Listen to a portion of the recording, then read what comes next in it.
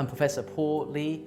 I work in the Keep Clinic with MSK doctors, and I am the visiting professor of sports medicine with University of Lincoln. My expertise is in lower limb sports medicine. I also work in Harley Street, and I treat sportsmen as well as Premiership footballers. So compartment syndrome is when the fascia is too tight for the compartment within the muscle. And there is the pressure building up within the muscle and actually stretching those compartments.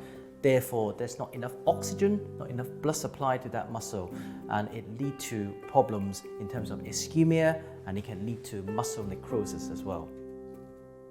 There are two different types of compartment syndrome, acute and chronic. Acute compartment syndrome is something that we typically see in crush injury or in trauma. It is relatively rare.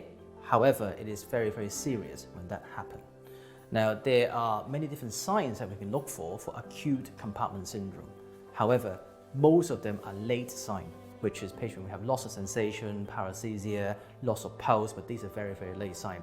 It is something that quite easy to diagnose clinically if you know what you're looking for. If we pick it up early, we should be able to treat it.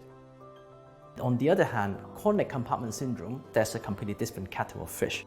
It's very difficult to diagnose. There's a lot of time patients complain of this vague pain around their limb. Typically happen in people that are participating in sport, specifically running, long distance running. What happened in there is that the pressure in the compartment build up after they're running or while they're running. The muscles swell up and push against that compartment. A lot of doctors cannot find a way to diagnose this. MRI scan will not pick it up. Ultrasound scan will not pick it up. The only way to measure that in a chronic compartment syndrome is by direct compartment pressure measuring. So nowadays we tend to use a blood pressure and arterial line monitor to try to hook up a line to try to measure this compartment. It's not the easiest way to do it, and actually it's quite costly. The Compass device is great because it has got a good battery life. At the same time, it is also sterilely packed. It's very easy to use, and the beauty of that is we can reset the device and we can actually reuse it for the same patient in that same sitting. And sometimes you have to measure both compartments or different compartments, and we have to do a repeat measure, and I think that comes to a class on its own.